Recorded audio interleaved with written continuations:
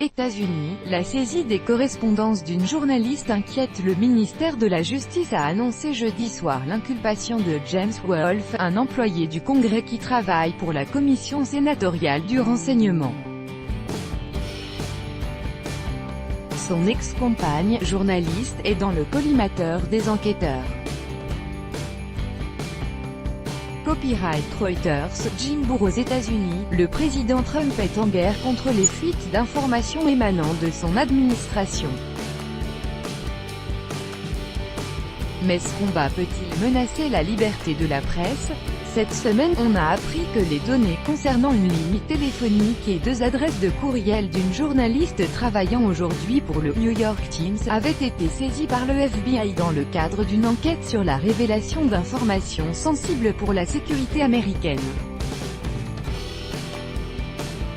Avec notre correspondant à New York, Grégoire Pourquier, James Wolfe a été inculpé à la suite d'une enquête sur la fuite de données confidentielles et sensibles concernant la sécurité du pays.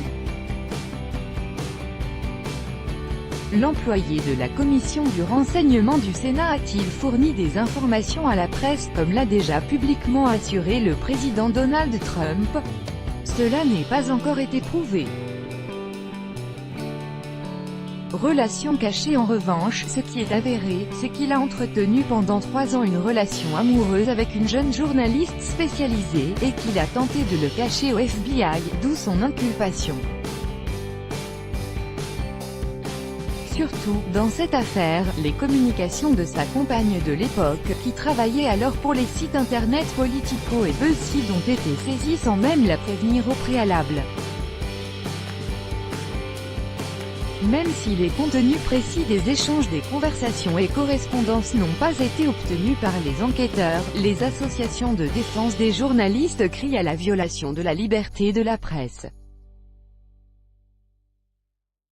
Déjà sous Obama, car au-delà de ce cas très particulier où l'intime se mêle au professionnel, c'est toute la capacité des médias à mettre à jour des informations sensibles qui est remise en cause. La lutte contre les fuites dans la presse s'était déjà intensifiée du temps de la présidence Obama, mais Donald Trump a fait du discrédit permanent des médias un sacerdoce, et les procédures contre les journalistes n'ont jamais été aussi nombreuses.